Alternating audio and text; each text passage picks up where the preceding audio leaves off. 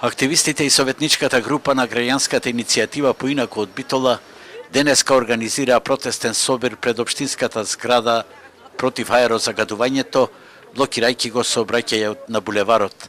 На нивниот повик се одзва само неколку стотини битолчани, па излегува дека граѓаните на Битола повеќе се плашат од власта, која денеска повика на бојкот, отколку од загадениот воздух. Денес протестираме само со една цел, да му кажеме јасно и гласно на централната власт во Скопје дека Битола се уште е во Македонија и дека постои кога не е предизборие. Време е да му покажеме дека Битола сака да живее. Сведоци сме како Битола во последните 27 години се го назадува, уништува и умира.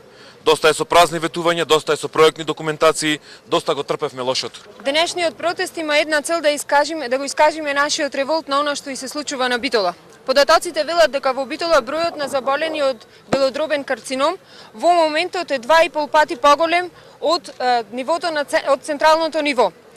Исто така, бројот на заболени деца од малигни неоплазми е загрижувачки, додека концентрацијата на PM10 честичките континуирано секој ден во Битола е над дозволеното ниво.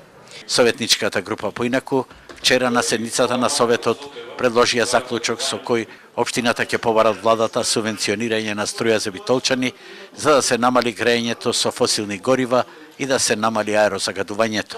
Иако вчерашната одлука на Советот беше едногласна, советниците од СДСМ се испишманија, повикувајќи на бојкот на денешниот собир, а иницијаторите ги нарекоа лицемерни, заборавајќи дека до пред 2 години заедно со нив беа во првите редови на граѓанските протести.